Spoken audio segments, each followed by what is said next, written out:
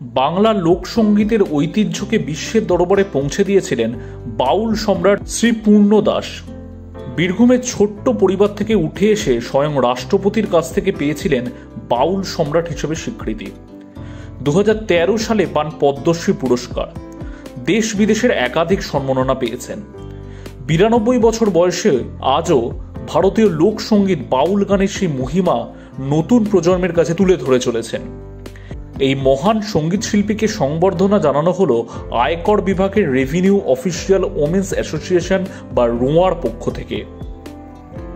কলকাতার আয়কর ভবনে লোকতরঙ্গ একটি অনুষ্ঠানে উপস্থিত ছিলেন রোয়ার chairperson Archana Kumar, principal chief commissioner West Bengal Sikkim Neeraj Kumar, রোয়ার সদস্য নিবেদিতা বিশ্বাস, দপ্তরের কর্মচারীবৃন্দ সহ বহু বিশিষ্ট মানুষজন। লোকসঙ্গীতের শেষ হচ্ছে বাউল। বাউল গান এমন একটা কথা যে সবের মধ্যে সব জায়গায় পৌঁছে যায়।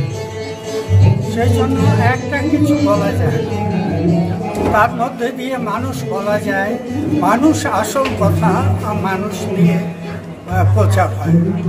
তারপর পরে মানুষের জীবন কিভাবে চলে সেটা, তারপরে দেহতত্ত্ব, পরতত্ত্ব, লীলাতত্ত্ব, ভাবতত্ত্ব, হ্যাঁ সেই তত্ত্বগুলো চললো।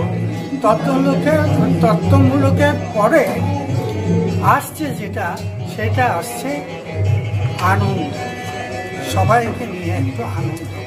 ক্যামেরায় কার্তিক চন্দ্র নস্করের সাথে কিংশুক চক্রবর্তী, এটিএন বাংলা, কলকাতা।